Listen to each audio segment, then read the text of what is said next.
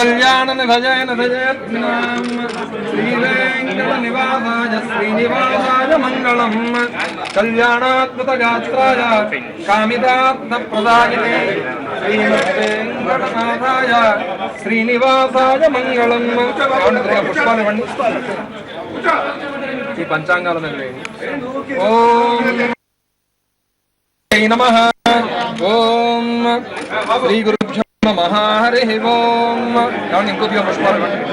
లక్ష్మీం క్షీరసముద్రరాజతనయాం శ్రీరంగధామేశ్వరీం దాసీభూత సమస్తదేవవనితాం లోకైకదీపాంగురాం శ్రీమన్మందకటాక్షలుప్తపిబవద్బ్రహ్మేంద్ర గంగాధరాం స్వాం త్రైలోక్యకుంభినీం వరదిదాం వందే ముకుంద ప్రియాం వృద్ధలక్ష్మీర్మోక్షలక్ష్మీర్జయలక్ష్మీ సరస్వతి శ్రీర్లక్ష్మీర్వరలక్ష్మీ ప్రసన్నా మమ సర్వదా వరాణి కృతో పాదో భీతముద్రాంకరైర్వహంతీం కమలాదనస్తాం బాలార్కకోటి ప్రతిభాన్ త్రినేత్రాం భజేహమంబాం జగదీశ్వరీం తాం సర్వమంగళ మాంగళ్యే శివే సర్వార్థసాధికే శరణ్యే త్ర్యంబకే దేవి నారాయణి నమోస్తుతే. ఆచమానం ఆచమానం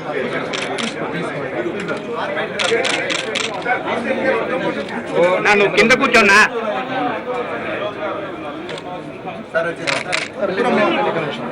ఓం కుంభారగోత్రోద్భవస్య ఓం జగన్మోహన్ రెడ్డి నామధేయస్య ధర్మపత్నీ సమేతస్య భారతీ నామధేయవత్యాః సర్వేషాం సహ కుటుంబస్య క్షేమస్థైర్య ధైర్య వీర్య విజయ అభయ ఆయు ఆనంద ఆరోగ్య ఐశ్వర్యాభివృద్ధ్యర్థం ఓం శ్రీ గురుభ్యో నమః. హరి ఓం. నమో దేవ్యై మహాదేవ్యై దేవాయై సతతం నమః. నమ ప్రకృత్యై భద్రాయై నియతా శమతా స్మృతాం సాంగాయై సపరివారాయై సాయుధాయై సశక్తికాయై వాగ్భవబీజాదిష్ణాత్రియై శ్రీమహాకాళ్యై నాగవల్లీ లలద్వైతం కుంకుమ అక్షత పుష్పైరభ్యర్చితం దగృతం ఓం కూష్మాండఖండం మహాహుతిం హోష్యామి నమః స్వాహా. ఓం శ్రీ గురుభ్యో నమః. హరి ఓం. ఏమండి ఇవన్నీ ఒకసారి ముట్టుకోండి. ఓం ధూపమాగ్రాపయామి సాక్షాత్ ప్రత్యక్ష దీపం దర్శయామి. దీపాన్ని చూసి నమస్కారం చేయండి. ఏమంటే ఒకసారి కొబ్బరికాయ ఒకసారికి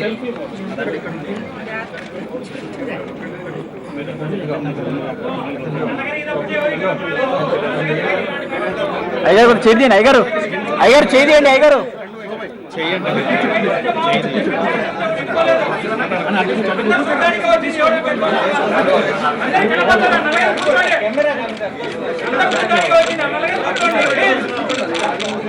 ఓం ఫలం ఫలం మనోరథ ఫలం పుత్రఫలం యస్మాత్ తస్మాత్ సమ్మే స్యాత్ తస్యాంతం ప్రయస్య మే.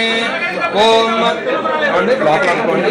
ఫలం మనోరథ ఫలం పుత్ర పౌత్ర ప్రవర్ధనం యస్మాత్ తస్మాత్ శివం ఇచ్ఛ తతః శాంతిం ప్రయచ్చమే ఫలదాన కల్పోక్త సంపూర్ణ సకల ఫలావాప్తిరస్తు. పట్టండి. నీటి పట్టండి కొద్దిగా.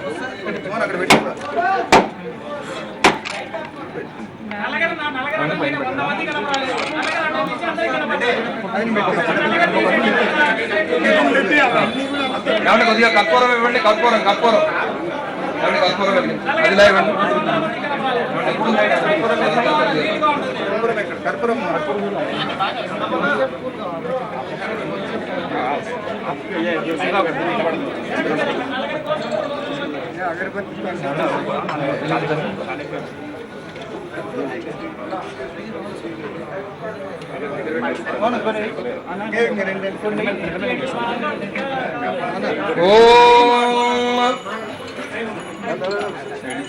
అఘోరేభ్యో అఘోరేభ్యో ఘోరఘోరఘోరేభ్యః సర్వేభ్యః సర్వసర్వేభ్యో నమస్తే.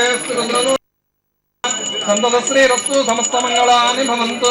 నిత్యశ్రీరస్తు నిత్యమంగళాని భవంతు. నీరాజనానందే శుద్ధాదిమనియం సమర్పయామి. హర నమః పార్వతీపతయే. హర హర మహాదేవ హర. ఏమండి కొద్దిగా పుష్పాలు ఇచ్చేయండి. ఏమండి ఇదిగో ఇది అలా పట్టుకెళ్ళి రాజాధిరాజాయ ప్రసయ్యవాహినే నమో వయం వై శ్రవణాయ కుర్మహే సమే కామాన్ కామకామాయ మహ్యం కామేశ్వరో వై శ్రవణో దదాతు కుబేరాయ వై శ్రవణాయ మహారాజాయ నమః మంత్రపుష్పం సమర్పయామి నమస్కారాన్ని సమర్పయామి.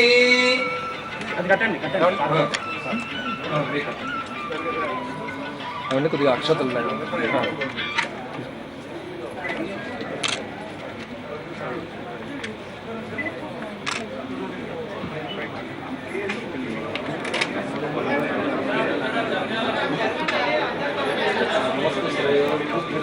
మనస్సంకల్ప సిద్ధిరస్తు.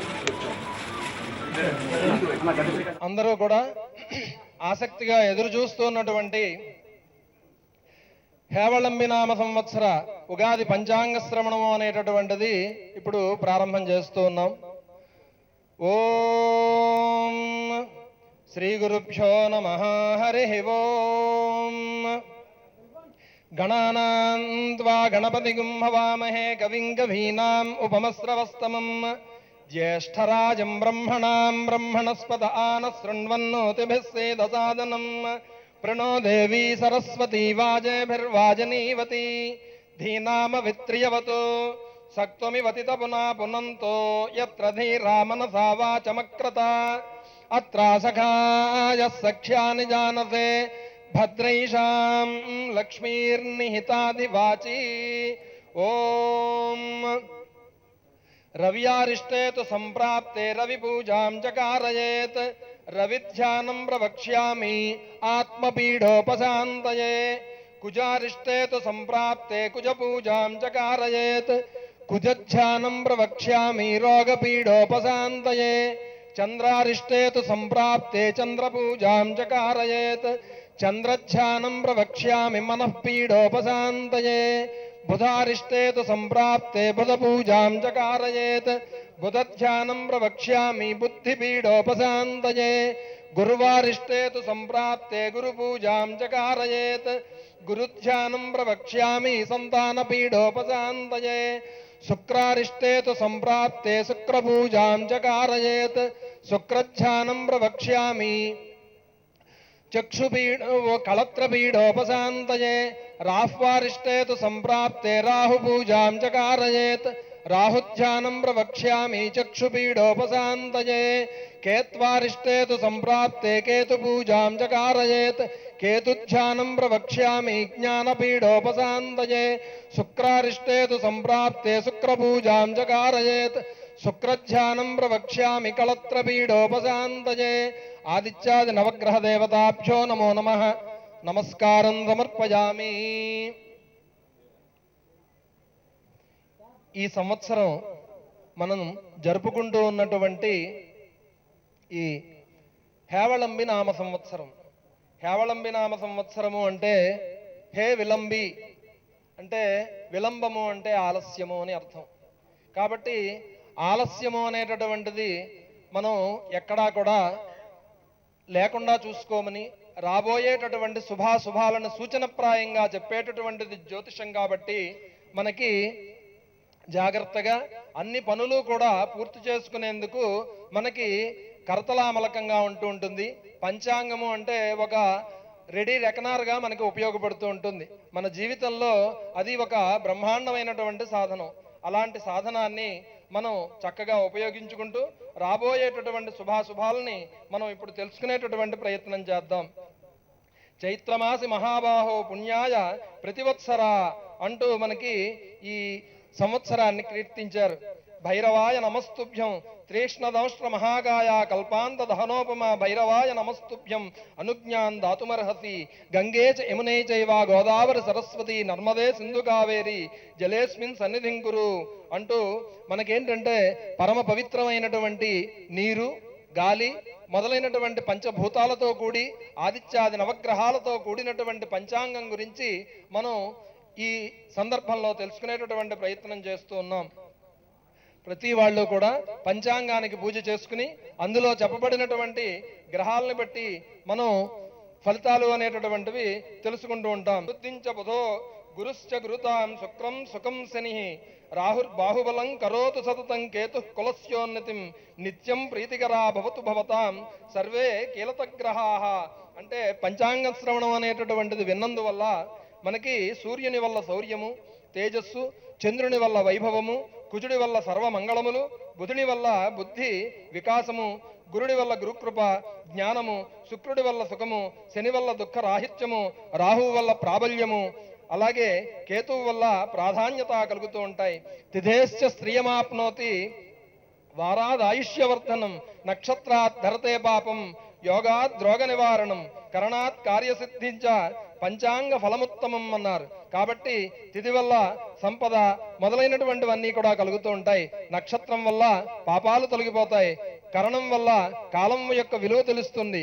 ఈ ప్రకారంగా అన్ని రకాలైనటువంటి సుగుణాలని కూడా మనం తెలుసుకుంటూ మనం జీవితంలో పురోగమించాలి. కాబట్టి సర్వ దేవతల యొక్క అనుగ్రహాన్ని పొందాలి అంటే కాలం అనేటటువంటిది కలిసి రావాలి. ఈ సంవత్సరం ప్రధానంగా మనకి కాలం యొక్క మహోన్నతమైనటువంటి విలువని తెలుస్తోంది. ఎందువల్ల అంటే సహసా విదధీతన క్రియాం అవివేక పరమాపదాంపదం వృణుతేహి విమృశ్య కారణం గృణలుప్త స్వయమేవ సంపద అన్నారు. ఏ పని కూడా తొందరపడి చేయకూడదు, అవివేకంతో చేయకూడదు, ఆలోచించి చేయాలి. నిదానమే ప్రధానంగా చేయాలి. ఆలస్యం అయిపోయేంత మనం దాన్ని మొరగబెట్టకూడదు. అలాగే రాజు బుధుడు అవుతున్నందువల్ల మనకి తెలివిగా ప్రవర్తించవలసినటువంటి అవసరం ఉంటూ ఉంటుంది. ఎందువల్ల అంటే రాజు బుధుడి వల్ల మంచి వర్షాలు అనేటటువంటివి సకాలంలో పడకపోయినప్పటికీ కూడా ప్రజలందరూ కూడా కొద్దిగా కష్ట నష్టాలని పొందుతూ ఉంటారు. కానీ వచ్చినప్పుడే మనం జాగ్రత్త పెట్టుకోవాలి. తగినటువంటి రీతిలో పంటలు అవి వేసుకుని జాగ్రత్తగా మనం వ్యవసాయము మొదలైనవన్నీ కూడా చేసుకుంటే బాగుపడేటటువంటి అవకాశాలు ఉన్నాయి. మంత్రి శుక్రుడు రాక్షసరాజు. కాబట్టి మంత్రులు ఎప్పుడూ కూడా రాక్షసులు అంటే ఎలా ఉంటుంది అంటే స్వార్థము అనేటటువంటిది ఉంటుంది. స్వార్థం ఉన్నప్పుడు తెలివిగా మనం జాగ్రత్తగా గడుపుతూ ఉండాలి. కాలం అంతా కూడా కలిసి రావాలి అంటే శుక్రుడు రాజు అయినందువల్ల ప్రతి వాళ్ళు కూడా ఎవేరుగా ఉండాలి అనేటటువంటిది తెలుస్తోంది. గురుడు సేనాధిపతి అవడం వల్ల రకరకాలైనటువంటి కామక్రోధాలతో పీడింపబడుతూ ఉంటారు. అలాగే అంతేకాకుండా వర్షాలతో పంటలతో భోగభాగ్యాలతో తొలతూగాలి అనేటటువంటి ఆలోచన ఉన్నప్పటికీ కూడా అది తెలివైన పంటలకి మాత్రమే అవి అన్నీ కూడా మంచి ఫలితాలన్నీ కూడా వర్తిస్తూ ఉంటాయి. ధాన్యాధిపతి శని, అర్ఘ్యాధిపతి గురుడు, మేఘాధిపతి గురుడు అవుతున్నాడు. అలాగే రసాధిపతి కుజుడు అవుతున్నాడు. వెండి బంగారము మొదలైనవన్నీ కూడా కొద్దిపాటి ఫ్లక్చువేషన్స్ అనేటటువంటివి వస్తూ ఉంటాయి వాటిల్లో. అలాగే రాజు బుధుడు, సేనాధిపతి గురుడు, ధాన్యాధిపతి శని, మేఘాధిపతి గురుడు, నీరసాధిపతి రవి, మంత్రి శుక్రుడవుతూ సస్యాధిపతి చంద్రుడు అవుతున్నాడు. అర్ఘ్యాధిపతి గురుడు, రసాధిపతి కుజుడు అవుతున్నాడు. కాబట్టి ఇక్కడ మనం తెలుసుకోవాల్సినటువంటి ముఖ్యమైనటువంటి విషయం ఏమిటి అంటే సంక్రాంతి పురుష లక్షణం. ఈయన చక్కనైనటువంటి ఆలోచనతో మంచి వాహనాన్ని ఎక్కి వస్తున్నందువల్ల ఈ మకర సంక్రాంతి పురుష లక్షణంలో ఏమాత్రమో కూడా ఇబ్బంది ఉండదు అని మాత్రం తెలుస్తోంది. మేషరాశి వారికి ఆదాయం 5, వృషభ రాశి వాళ్ళకి 14. అలాగే మేషరాశి వాళ్ళకి 5 వ్యయం కనబడుతోంది. వృషభ రాశి వాళ్ళకి 11 వ్యయం కనబడుతోంది. మిథున రాశి వారికి 2 ఆదాయము 11 వ్యయము. కర్కాటక రాశి వారికి 11 ఆదాయము 8 వ్యయము. సింహరాశి వాళ్ళకి 14 ఆదాయము 2 వ్యయము. కన్యారాశి వాళ్ళకి 2 ఆదాయము 11 వ్యయము. తులారాశి వాళ్ళకి 14 ఆదాయము వ్యయం 11. వృశ్చిక రాశి వాళ్ళకి 5 ఆదాయము వ్యయం 5. ధనుస్సు రాశి వాళ్ళకి 8 ఆదాయము 11 వ్యయము. మకర రాశి వాళ్ళకి 11 ఆదాయము 5 వ్యయంగా కనబడుతోంది. కుంభరాశి వాళ్ళకి 11 ఆదాయము 5 వ్యయము. మీనరాశి వాళ్ళకి 8 ఆదాయము 11 వ్యయము. కాబట్టి ఇవన్నీ కూడా ఈ ప్రకారంగా రాజభూజ అవమానములు అనేటటువంటివి ఏమాత్రము కొద్దిగా వ్యతిరేకంగా ఉన్నప్పటికీ కూడా ప్రధానంగా అందరూ దైవ ఆరాధన అనేటటువంటిది చేస్తూ చక్కనైనటువంటి ఫలితాలు పొందగలందులకు ప్రతి వాళ్ళు కూడా కృషి చేయాలి.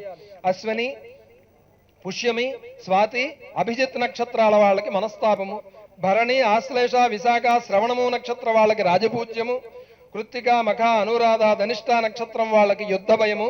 అలాగే రోహిణి, పుబ్బ, జ్యేష్ఠ, శతభిషము నక్షత్రాల వాళ్ళకి అలంకార ప్రాప్తి. మృగశర, ఉత్తర, మూల, పూర్వభాద్ర నక్షత్రముల వాళ్ళకి రోగభయము. ఆరుద్ర, హస్త, పూర్వాషాఢ, ఉత్తరాభాద్ర నక్షత్రం వాళ్ళకి ఆయుర్వృద్ధి. పునర్వసు, చిత్త, ఉత్తరాషాఢ, రేవతి నక్షత్రం వాళ్ళకి అర్ధలాభము ఈ సంవత్సరం చెప్పబడ్డాయి. కాబట్టి ఈ ప్రకారంగా మనకి చక్కనైనటువంటి ఫలితాలు కలుగుతూ ఉన్నటువంటి ఈ సందర్భంలో లక్ష్మీర్యాలోక పాలానాం ధేను రూపేణ సంస్థిత ఘృతం వహతి యజ్ఞార్థే మమ పాపం వ్యపోహతు అగ్రత సంతు మే గావో గావో మే సంతు పృష్ఠతః గావో మే హృదయే సంతు గవాం మధ్యే వసామ్యం. అంటే గోపూజ అనేటటువంటిది చాలా చక్కగా కలిసి వస్తుంది. ఇంద్రో విశ్వస్య రాజతి, ఈ విశ్వానికి అంతటికీ కూడా రాజు ఎవరయ్యా అంటే ఇంద్రుడు. అలాంటి ఇంద్రుడు మనకి అవినాభావ సంబంధం ఉంది.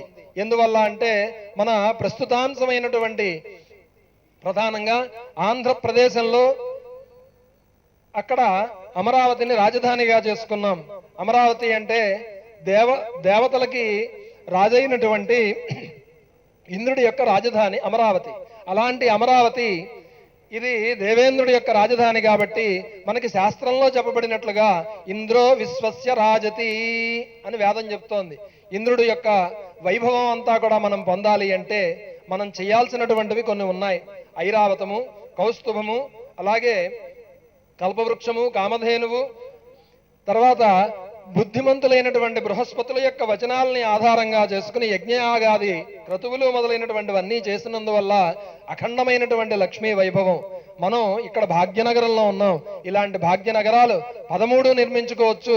జగన్మోహన్ రెడ్డి గారు చెప్పినట్లుగా 13 భాగ్యనగరాలతో కూడినటువంటి అమరావతి మనకి బ్రహ్మాండమైనటువంటి రీతిలో ఆనందాన్ని ఇస్తుంది.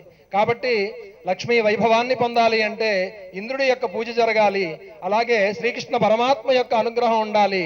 మనం పూర్తిగా ఈ కల్పవృక్షము, కామధేనువు మొదలైనటువంటి ఉన్నతమైనటువంటి ఆశయాలతో బ్రహ్మాండమైనటువంటి పనులు చేసుకున్నందువల్ల అఖండ లక్ష్మీ వైభవంతో అన్నీ కూడా సాధించుకోవడానికి వీలు ఏర్పడుతూ ఉంటుంది. ప్రధానంగా మనం కాలం గురించి మాట్లాడుకుంటూ ఉన్నాం. కాలం గురించి మాట్లాడుకునేటప్పుడు కొన్ని విషయాల గురించి చెప్పుకోవాలి. కాలాతీత వ్యక్తులు, కాలం అందించేటటువంటిది ఏమిటి అంటే ఈశ్వరో నిత్య కాలాత్మ అని చెప్తోంది వేదం. ఈశ్వరుడు కాలస్వరూపుడు, అఖండమైనటువంటి కాలం కనపడకుండానే ప్రతి వ్యక్తిని కూడా మనకి ఆయుర్దాయాన్ని తినేస్తూ ఉంటుంది. ప్రతి వ్యక్తి కూడా పుట్టిన వెంటనే కౌంట్ డౌన్ ప్రారంభం అవుతూ ఉంటుంది. మృత్యుముఖంగా ప్రయాణం చేస్తూ ఉంటారు. జీవితం చిన్నది, జీవితంలో చేసుకోవాల్సినటువంటి పనులు ఎన్నో ఉంటాయి. కాబట్టి అత్యంత విలువైనటువంటిది కాలం. క్షణస కణసశ్చైవ విద్యామర్థంచ సాధయేత్, విద్యైనా సాధించాలి, అలాగా డబ్బైనా సాధించాలి, ప్రధానమైనటువంటి వైభవాన్ని పొందాలి, జీవితాన్ని చరితార్థం చేసుకోవాలంటారు. కాబట్టి మనం కాలంలో ఇలాంటి అఖండమైనటువంటి కాలం అంతా కూడా మనకి కాలాతీత వ్యక్తుల్ని మనకి అందించింది. అలాంటి కాలాతీత వ్యక్తుల్ని స్మరించుకుంటూ మనం వైసీపీ యొక్క భవిష్యత్తు అనేటటువంటిది ఏ రకంగా ఉందో ఇప్పుడు తెలుసుకుందాం. కాలాతీత వ్యక్తులు అంటే కారే రాజులు రాజ్యములు కలుగవే గర్వోన్నతిం పొందరే వారేరి సిరి మూటగట్టుకు పోవంజాలిరే భూమిపై పేరైనన్ గలదే సిబి ప్రముఖులన్ ప్రీతిన్ యశక్కాములై ఈరే కోర్కులు వారలన్ మరచిరే ఈ కాలమున్ భార్గవా అని అంటారు. అంటే మనకి ఒక కాలంలో అత్యంత భయంకరమైనటువంటి క్షామాలు, బ్రహ్మాండమైనటువంటి ఏ రకమైనటువంటి చిమ్మ చీకట్లు కలుముకున్నటువంటి అరాచకమైనటువంటి పరిపాలన. అలాంటి పరిపాలనలో చిమ్మ చీకట్లలో దివ్య తేజంతో ఆ పాతాళ నభస్తరాంత భువన బ్రహ్మాండమా విస్ఫురతు, దివ్యమైనటువంటి జ్యోతిర్లింగంగా అనేకమైనటువంటి వెలుగులని వెదజల్లుతూ ఆ పాతాళ నభస్తరాంత భువన బ్రహ్మాండమా విస్ఫురతు, జ్యోతిర్లింగం మాదిరి బ్రహ్మాండమైనటువంటి వెలుగులతో అఖండమైనటువంటి చీకట్లనన్నింటినీ కూడా చీల్చుకుంటూ ఆంధ్రదేశంలో చిమ్మ చీకట్లలో ఎన్టీఆర్ అనేటటువంటి మహోన్నత యుగ పురుషుడు మనకి ఆ రోజు ఆవిర్భవించి రాజకీయ చైతన్యాన్ని కల్పించి ఆయన చక్కగా సామాన్యుడికి సైతం రాజకీయాలంటే ఏమిటి అనేటటువంటిది దాని గురించి ఆలోచించిన మహానుభావుడు ఎన్టీఆర్. ఆయన యొక్క ఆ ఎన్టీఆర్ అనేటటువంటివి 3 మంత్రాక్షరాలు తెలుగునాట రాజకీయం కలిగించినటువంటి చైతన్యం కలిగించిన మహానుభావుడు. అలాంటి మహానుభావుడు చక్కనైనటువంటి పరిపాలన చేసి పేద ప్రజలను ఆదుకుని 2 రూపాయల కిలో బియ్యాన్ని ప్రవేశపెట్టి సామాన్యుడికి అన్నం పెట్టినటువంటి మహోన్నతమైనటువంటి దాతగా కీర్తింపబడ్డాడు. వెంటనే ఆయన్ని కృతేజ ప్రతికర్తవ్యం అన్నట్టుగా మళ్ళీ గెలిపించారు. ఆ తర్వాత కాలంలో కాలచక్రం గిర్రున తిరిగింది. మళ్ళా అరాచకమైనటువంటి పరిపాలన, చీకటి రోజులు అలాంటి వస్తున్నటువంటి సందర్భంలో స్వతసిద్ధమైనటువంటి మహోన్నత వ్యక్తి డాక్టర్ వైఎస్ రాజశేఖర రెడ్డి గారు. ఆయన స్వతసిద్ధంగా ఆయన ఎలాంటి వాడు అంటే రాజశేఖర రెడ్డి గారు కాలం అందించినటువంటి మహావజ్రంగా మనం గుర్తుపెట్టుకోవాలి.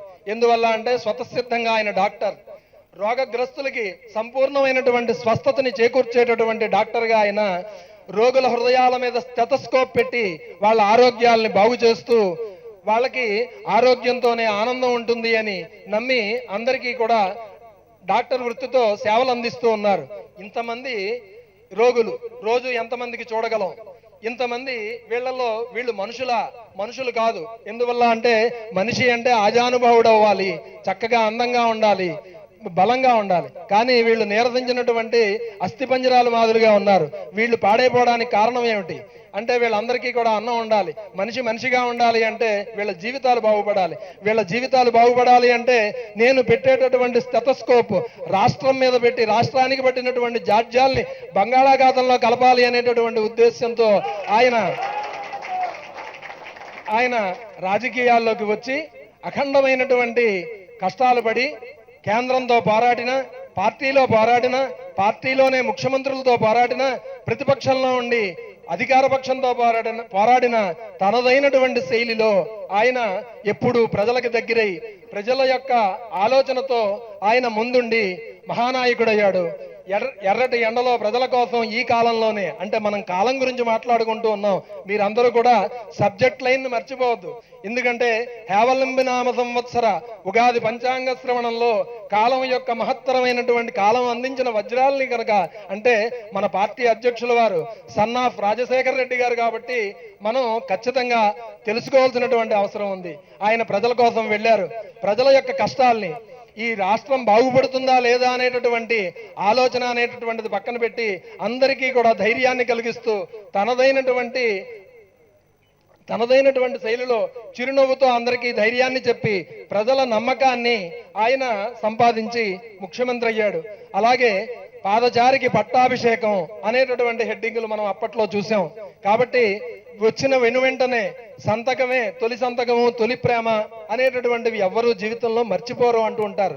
సంతకమే అదిరిపడేట్లాగా కరెంటు సంతకం, పాస్ట్ లో లేదు, ఫ్యూచర్ లో లేదు, అది ఎప్పటికీ కరెంటు సంతకం.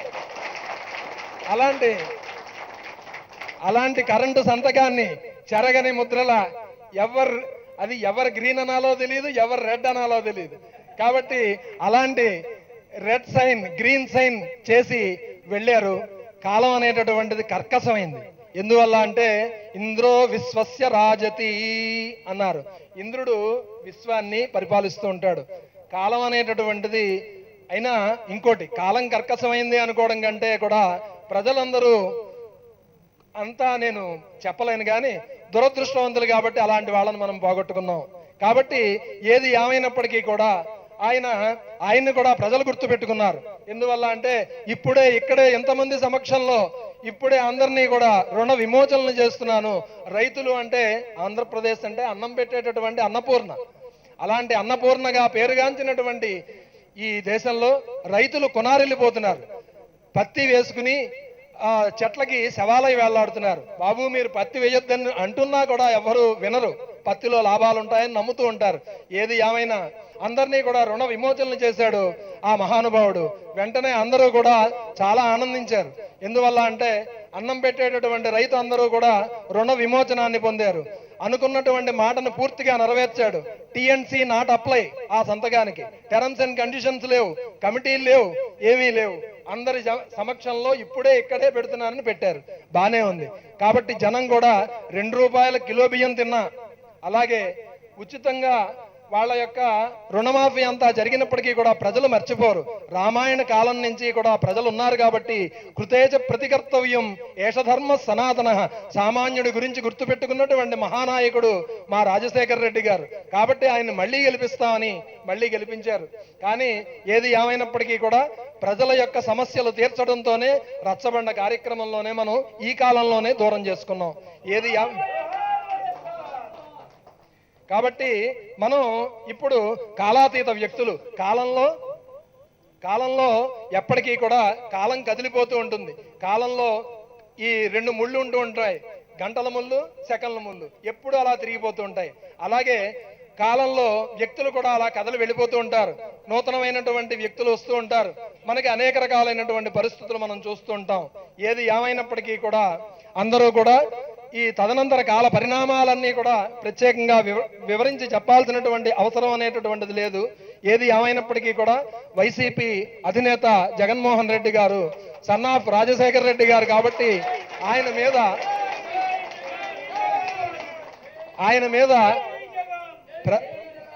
ప్రజలందరికీ ఉన్నది ఏమిటి అని అడిగితే, ఏమిటి ఇంత జనాదరణ అని ఎవరైనా ప్రశ్నిస్తే అందరూ కూడా స్టైల్ గా చెప్తున్నారు, నమ్మకం అంటున్నారు. కాబట్టి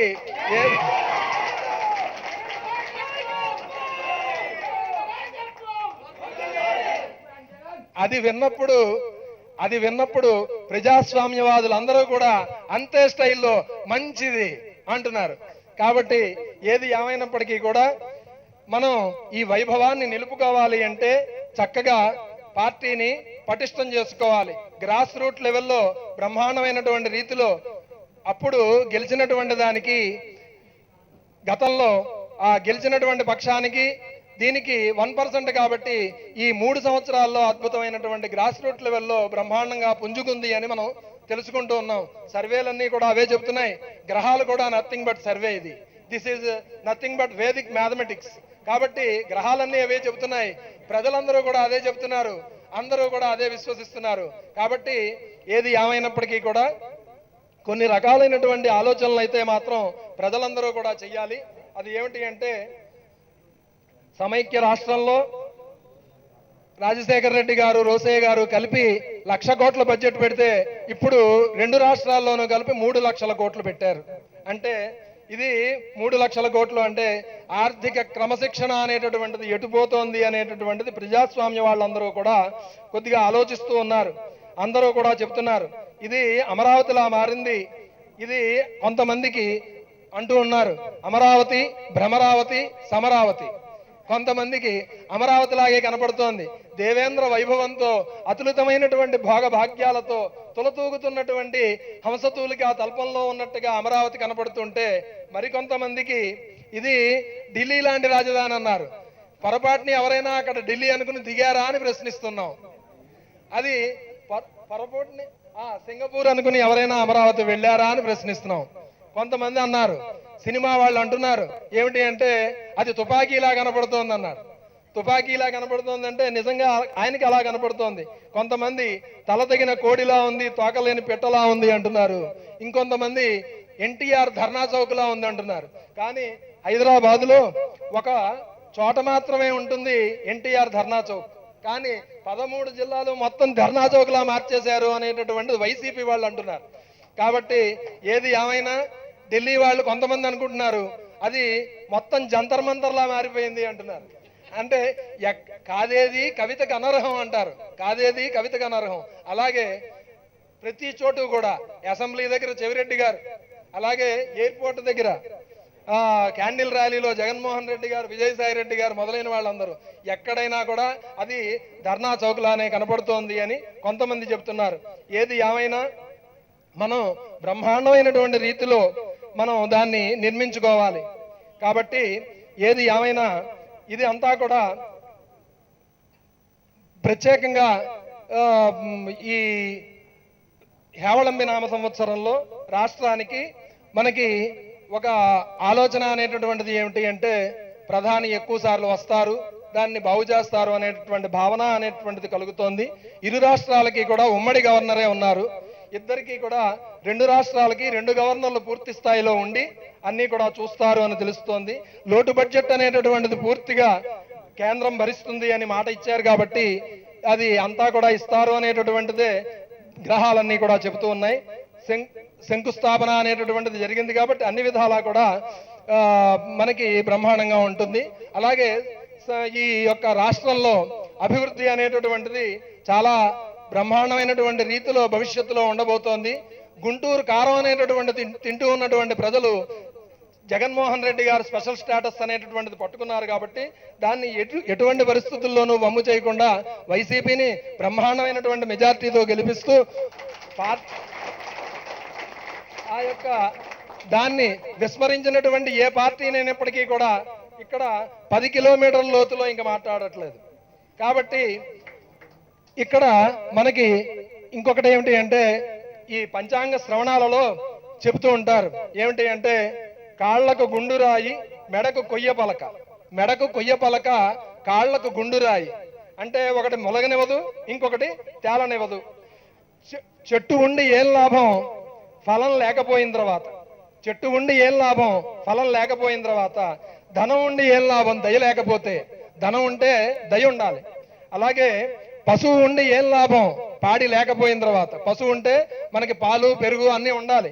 అలాగే అందం ఉండి ఏం లాభం గుణం లేకపోయిన తర్వాత, అందం ఉంటే గుణం ఉంటే బ్రహ్మాండంగా ఉంటుంది. నేనుండి ఏం లాభం మంచి ప్రభుత్వాన్ని ఎన్నుకోపోయిన తర్వాత అనేటటువంటిది.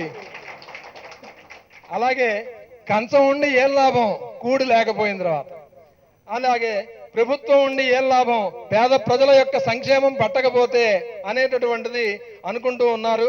అలాగే మనం కాలం చాలా కర్కశమైంది అని తెలుసుకుంటూ ఉన్నాం. జగన్మోహన్ రెడ్డి గారి యొక్క పార్టీ అనేటటువంటిది 3 పువ్వులు 6 కాయలుగా బ్రహ్మాండమైనటువంటి రీతిలో అభివృద్ధి చెందుతుంది. ఆహార నియమం పాటిస్తాను అంటే షడ్రుచుల్లో ములిగిస్తావు, సర్వసంగ పరిత్యాగిని అంటే భోగభాగ్యాల్లో పడదోస్తావు, మౌనవ్రతుడును అంటే నాకు సంజ్ఞలతోనే వేడుకొనేటట్లు చేస్తావు, బ్రహ్మచారిని అంటే అంగనల వైపుకి తోస్తావు, ఓ కాలమా నన్నెందుకు ఇలా కాల్చుకు తింటావు అంటూ ఒక కవి గారు చెప్పారు. ఏమిటి అంటే ఈ సంవత్సరం కూడా ప్రపంచవ్యాప్తంగా పాలకులు ఎక్కడైనా సరే ప్రపంచవ్యాప్తంగా పాలకులందరూ కూడా ప్రజల యొక్క విశ్వాసాన్ని కోల్పోతారు. అధికారులకి ప్రభుత్వ అధికారులకి ప్రభుత్వానికి మధ్య గ్యాప్ వస్తుంది. బంగారము వెండి ధరలు పెరుగుతాయి. పెసలు ధాన్యం అంటే బుధుడు కాబట్టి పెసలు అవి పెరుగుతాయి. రైతులకి కొద్దిగా పంట నష్టం అనేటటువంటిది ఉంటుంది. పత్తి వేయకుండా ఉంటే మంచిది. ఉభయ రాష్ట్రాల్లోనూ ఉత్తర Korea, Palestine, Israel, Iran, Iraq, Lebanon, Jammu Kashmir మొదలైనటువంటి ప్రదేశాల్లో యుద్ధ వాతావరణం అనేటువంటిది ఉంటుంది. అలాగే బ్యాంకులకి మాత్రం బ్రహ్మాండమైనటువంటి లాభాలు ఉంటాయి. ఎందువల్ల అంటే విపరీతమైన లాభాలు. ఎన్ని రకాలుగా వడ్డించాలో సర్చార్జీలు మొదలైనవన్నీ కూడా రకరకాలుగా. ఏటీఎంకి ఎక్కువ సార్లు పెడితే ఛార్జీలు, తీస్తే ఛార్జీలు, తీయకపోతే ఛార్జీలు, మినిమం బ్యాలెన్స్ మెయింటైన్ చేస్తే ఛార్జీలు, ఎక్కువ ట్రాన్సాక్షన్లు జరిగితే ఛార్జీలు, అలాగే ఇంకొక ఏటీఎంకి ఎడితే ఛార్జీలు. బ్యాంకులు మాత్రం బ్రహ్మాండమైనటువంటి రీతిలో సినిమా వ్యాపారం లాగా ఎదరిగిపోతూ ఉంటుంది. అలాగే తెలుగు వారందరూ కూడా ప్రధానంగా కోరుకునేటటువంటి నగరం అమరావతి. అమరావతి కొంతమంది బౌద్ధంలాగా టిబెట్ లాగా మార్చేస్తున్నారు.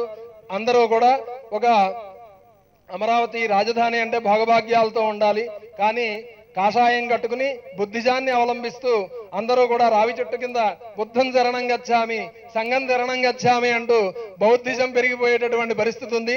స్పెషల్ స్టేటస్ కనుక రాకపోతే అందరూ కూడా సగం కాషాయం కాదు ఫుల్గా కాషాయం పెట్టుకుని అందరూ జన్మ అశాశ్వతమైనటువంటిది, కాలం కర్కశమైంది కాబట్టి స్పెషల్ స్టేటస్ వస్తే ఏం చేస్తాం, మనకి అక్కర్లేదు, హాయిగా తపస్సు చేసుకుని మోక్షాన్ని పొందుదాం అనేటటువంటి రీతిలో బ్రహ్మాండమైనటువంటి రీతిలో ఆలోచించిన జరుగుతూ ఉంటుంది. ఈ సంవత్సరం క్యాచీ వర్డ్స్ గా మనకి కరివేపాకు, జంపు, యూజ్ అండ్ త్రో అనేటటువంటి మాటలు బ్రహ్మాండంగా ఉంటాయి. ఎందువల్ల అంటే ఇవి పాపులర్ వర్డ్స్ గా ఉంటూ ఉంటాయి. ఎందువల్ల అంటే అవి అటువైపు వెళ్ళిన వాళ్ళు ఇటువైపు వచ్చిన వాళ్ళు మాట్లాడుతుంటే మైకులు తరించిపోతూ ఉంటాయి. జంప్ అనేటటువంటి మాటగా ఇది తెలుగు రాష్ట్రాల్లో బ్రహ్మాండంగా ఉంటుంది. కాకపోతే అభివృద్ధి చూసి ఎంపీలను చేర్చుకుపోవడం ప్రజాస్వామ్య విజయంగానే చెప్పుకోవాలి. కేంద్రంలో మాత్రం జూన్ 2వ తారీఖున మాత్రం మళ్ళీ స్పెషల్ స్టేటస్ ఇచ్చేటటువంటి అవకాశం కాంగ్రెస్ పార్టీకి లేదు కాబట్టి ఈ పట్టు మోడీ గారి పుట్టినరోజుకైనా మనకు ఆ కానుక వస్తుందని ప్రధానంగా భావిద్దాం.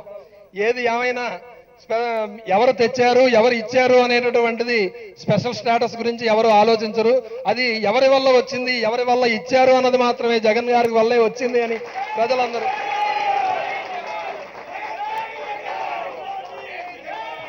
స్పెషల్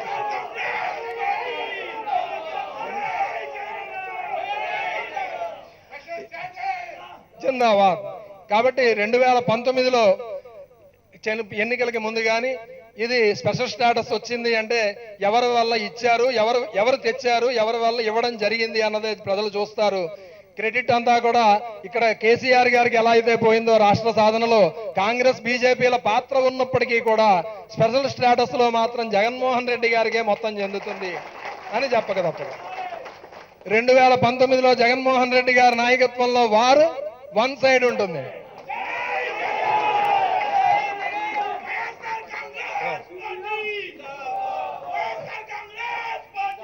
కాకపోతే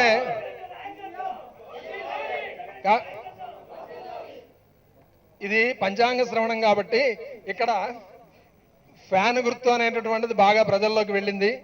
అది కుల మత రాజకీయాలకు అతీతంగా ఓట్లన్నీ కూడా చీలిపోకుండా చూసుకోవాలి. ప్రధానంగా ప్రజా వ్యతిరేక ప్రభుత్వాలు అనేటటువంటివి ఎక్కువ కాలం ఉండవు కాబట్టి డివైడ్ అండ్ రూల్ పాలిటిక్స్ అనేటటువంటివి ఎక్కువగా జరుగుతూ ఉంటాయి. కాబట్టి ఏది ఏమైనా బ్రాహ్మణానాం అనేకత్వం సర్పాణం అతినిద్రిత గజానాం మందబుద్ధిశ్చ త్రిభిః లోకోపకారకై అంటారు. పంచాంగం నిన్న ఈవేళ రేప అనేటటువంటిది అనాదిగా జరుగుతున్నటువంటి చర్చ. కొంతమంది నిన్న చేసేసారు, కొంతమంది రేపు చేస్తున్నారు, మనం ఈ రోజు చేసుకున్నాం.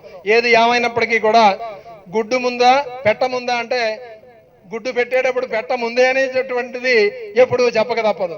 ఏది ఏమైనా ఈ ప్రధానంగా పంచాంగాల్లో ఈ పండితుల మధ్యలో విభేదాలు అనేటటువంటివి బ్రాహ్మణానాం అనేకత్వం. ఆ వైసీపీ సిద్ధాంతికి ఏమొచ్చు, ఆయన అమ్ముడైపోయి ఏదో దక్షిణ అనేటటువంటిది ఇస్తే అనుకూలంగా చెబుతున్నాడు అంటూ ఇప్పుడే అరగంటలోనే పోస్టింగ్లు వస్తాయి. కాబట్టి అలాంటిది కాదు.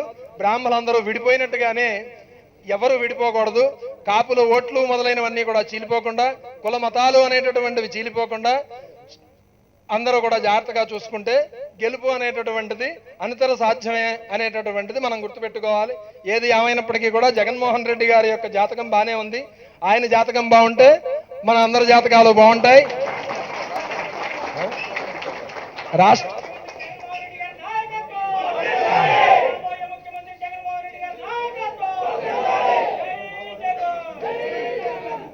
గెలుపే లక్ష్యంగా ఏకోన్ముఖంగా ఎప్పుడూ కూడా ప్రజల్లోనే ఉంటూ ఎప్పుడూ ఫిడేలు వాయించకుండా ప్రజల్లోనే ఉంటూ తిరుగుతున్నటువంటి జగన్మోహన్ రెడ్డి గారిని నీరో చక్రవర్తి అని ఎవరు అనట్లేదు. ఏమంటున్నారు? అందరూ హీరో అంటున్నారు.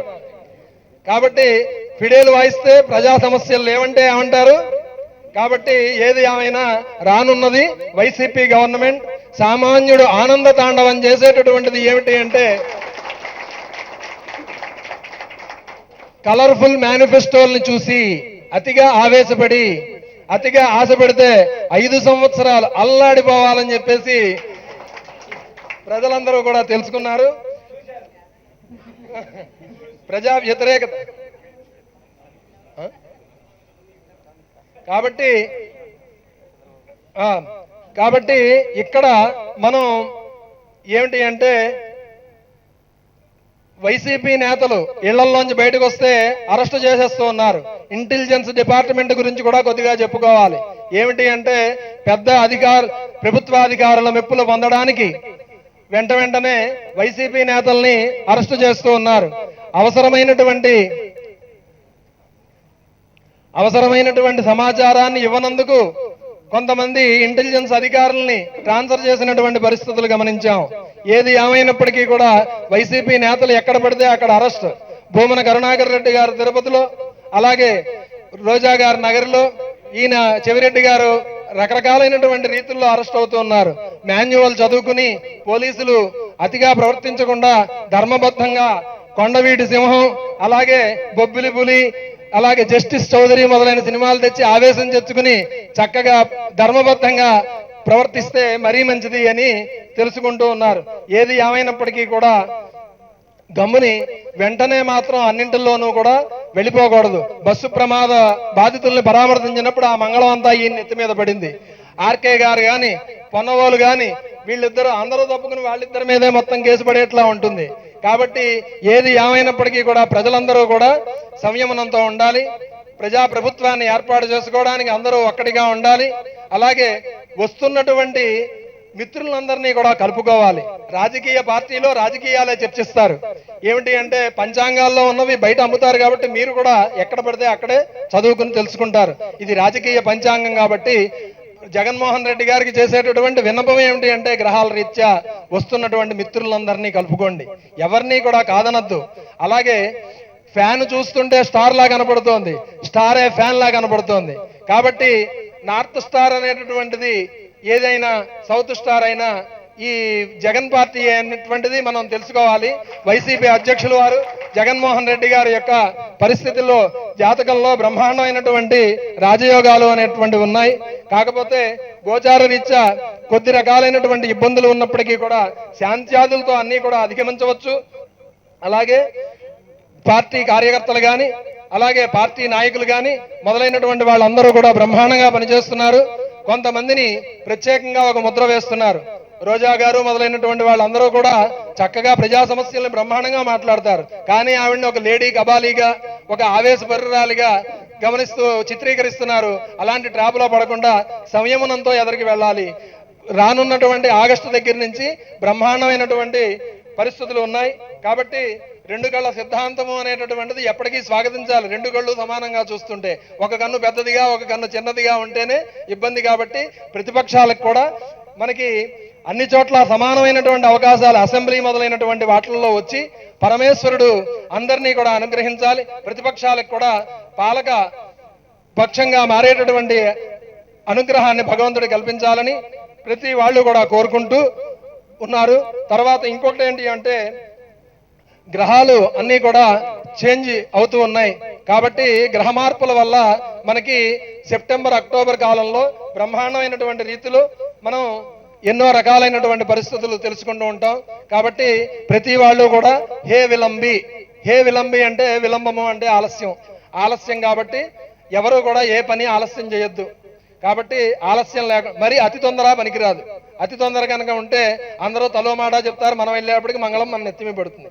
కాబట్టి ఏది ఏమైనప్పటికీ కూడా అందరూ సంయమనంతో టైమింగ్ అనేటటువంటిది బాగా నేర్చుకుని ఆ టైమింగ్ లో ప్రతి వాళ్ళు కూడా పనులు చేసుకుని విలంబం లేకుండా కాలోహి దురతిక్రమ కాలాన్ని అతిక్రమించడం అనేటటువంటిది ఎవరి వల్ల కాదు. కాబట్టి ఈశ్వరో నిత్యకాలాత్మ అన్నారు. ఆ కాలం పరమేశ్వర స్వరూపం.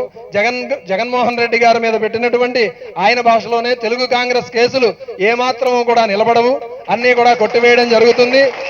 ఆయన కడిగిన ముచ్చల్లా మహోన్నతమైనటువంటి రాజన్న బిడ్డకి తగినటువంటి బిడ్డగా పుత్రోత్సాహము తండ్రికి పుత్రుడు జన్మించినప్పుడే పుత్తదు జనులా. కాబట్టి ఎటువంటి పరిస్థితుల్లోనూ మనం రాజశేఖర్ రెడ్డి గారికి ఇచ్చేటటువంటి కానుక ఏమిటి అంటే సర్వ విధాల పార్టీని గెలిపించడం. ఆయన ఎక్కడ ఉన్నప్పటికీ కూడా ఆయన ఆశీస్సులు అందరికీ ఉంటాయి, భగవంతుడి ఆశీస్సులు ఉన్నాయి, గ్రహాలన్నీ కూడా అనుకూలంగా ఉన్నాయి. గెలవకపోతే మన తెలివి తక్కువతనం అవుతుంది. అందరూ కూడా తెలివిగా ప్రవర్తిస్తూ బ్రహ్మాండమైనటువంటి రీతిలో పురోగమించవలసిందిగా కోరుకుంటూ ఉన్నాం. ప్రత్యేకంగా రాష్ట్రంలో పరిపాలన అనేటటువంటిది అనేక రకాలుగా కనపడుతోంది. కొంతమంది అది అమరావతి భాగభాగ్యాలతో తొలతూగుతోందంటే, ఇంకోళ్ళు దరిద్రం కొట్టుమిట్టాడుతోంది, ప్రజా సమస్యలన్నీ కూడా గాలికి వదిలేశారు. పోలవరం అలాగే విఆర్ఓలు మొదలైనటువంటి సమస్యలన్నీ కూడా 2019లోనే వాళ్ళకి బ్రహ్మాండమైన పరిష్కారం జరుగుతుంది అని అంటున్నారు. అలాగే కనపడుతూ ఉన్నాయి. కానీ ఏది ఏమైనప్పటికీ కూడా ఇక్కడ మనం ప్రస్తుత పాలకులైనటువంటి చంద్రబాబు నాయుడు గారు అక్కడ పరిపాలన చేస్తున్నారు. ఆయన యొక్క క్యాబినెట్లోకి ఆయన యొక్క కుమారుడైనటువంటి లోకేష్ గారు కూడా వస్తున్నారని తెలుస్తోంది. కాబట్టి మనకి అర్థమవుతున్నటువంటిది ఏమిటి అంటే ఇక్కడ ఆల్రెడీ కేసీఆర్ గారు పరిపాలన చేస్తున్నారు. ఆయన కుమారుడైనటువంటి కేటీఆర్ గారు కేబినెట్ లో ఉన్నారు. కాబట్టి చంద్రశేఖరరావు గారి కంటే కూడా దూసుకుపోతూ ఉన్నారు కేటీఆర్ గారు. ఎందువల్ల అంటే ఆయనే మొత్తం తానే నిర్వహిస్తూ ఉన్నారు. అలాగే అక్కడ ఇప్పుడు చేరబోతున్నటువంటి లోకేష్ గారు కూడా వస్తూ ఉన్నారు. కానీ ఏది ఏమైనప్పటికీ కూడా చంద్రుడు ఆయన పేరు కాబట్టి సన్ వస్తున్నారు. కాబట్టి సన్ వచ్చేటప్పటికి చంద్రమండలం అలా సూర్యమండలం అవుతుంది. సూర్యుడు తనంతట తానుగా ప్రకాశిస్తూ ఉంటాడు. గ్రహాలన్నీ కూడా సూర్యుడి చుట్టే తిరుగుతూ ఉంటాయి. కాబట్టి పవర్ పాలిటిక్స్ అంతా కూడా సన్నులతోనే నడుస్తూ ఉంటుంది. ఏది ఏమైనప్పటికీ కూడా ప్రభుత్వంలో పరిపాలన అనేటటువంటిది ఎలా ఉంది అనేటటువంటిది వచ్చే సంవత్సరం తెలుసుకోవాలి. ఏది ఏమైనప్పటికీ కూడా సన్నుతోనే మొత్తం పాలిటిక్స్ అన్ని కూడా తిరుగుతాయి. చంద్రుడు పక్కనే ఉంటారు. ఇక్కడ కేసీఆర్ గారు కానీ అక్కడ చంద్రబాబు నాయుడు గారు కానీ వచ్చేటటువంటి వాళ్ళు తన వైపుకు తిప్పుకోవడం, తనే ప్రధానమైనటువంటి ఉప ముఖ్యమంత్రి ముఖ్యమంత్రి స్థాయికి పెడతారు. కానీ ఇప్పుడు మనం ఇంకొకటి తెలుసుకోవాల్సినటువంటిది ఏమిటి అంటే రాష్ట్రంలో రాష్ట్రపతి ఎన్నికలు జరుగుతూ ఉన్నాయి. అద్వానీ గారు అయ్యేటటువంటి అవకాశం సంపూర్ణంగా ఉంది. అలాగే మురళీ మనోహర్ జోషి గారు ఉప రాష్ట్రపతిగా కానీ ఆయన కనుక ఇవ్వకపోతే తెలుగు రాష్ట్రాల నుంచి ఇద్దరు మాటల మాంత్రికులు వాళ్ళల్లో ఎవరైనా అయ్యేందుకు అవకాశం ఉంది. వాళ్ళైనప్పటికీ కూడా మనకు ఆనందమే. స్పెషల్ స్టేటస్ మాత్రం వస్తే అంతే చాలు. ఏది ఏమైనప్పటికీ కూడా ఆంధ్రప్రదేశ్ రాష్ట్ర పరిపాలనాధికార సిద్ధిరస్తు, జయోస్తు, యజమానస్య మనస్సంకల్ప సిద్ధిరస్తు. ఓం శాంతిరస్తు, పుష్టిరస్తు, కష్టిరస్తు, వృద్ధిరస్తు, అవిఘ్నమస్తు, ఆయుష్యమస్తు, ఆరోగ్యమస్తు, స్వస్తి శివంకర్మాస్తు, కర్మ సమృద్ధిరస్తు, పుత్ర సమృద్ధిరస్తు, వేద సమృద్ధిరస్తు, శాస్త్ర సమృద్ధిరస్తు, ధనధాన్య సమృద్ధిరస్తు, ఇష్ట సంపదస్తు, కుంభాళగోత్రాభివృద్ధిరస్తు, యజమానస్య మనస్సంకల్ప సిద్ధిరస్తు. ఓం జగన్మోహన్ రెడ్డి నామధేయస్య ధర్మపత్ని సమేతస్య భారతమ్మ నామధేయవత్యాః వర్షా నామధేయవత్యాః హర్షా నామధేయవత్యాః. ఓం కుంభాళగోత్రోద్భవస్య శ్రీ విజయమ్మ నామధేయవత్యాః సర్వేషాం సమస్త భక్తజనానాం వైసీపీ సకల అభిమాన జనానాం క్షేమస్థైర్య ధైర్య వీర్య విజయ అభయ ఆయు ఆనంద ఆరోగ్య ఐశ్వర్యాభివృద్ధిరస్తు. ప్రతి గ్రామే ప్రతి పట్టణే బలీయ వైసీపీ అవతరణ పూర్వక ఆనంద సిద్ధిరస్తు. బాబు అందరికీ కూడా శుభాకాంక్షలు.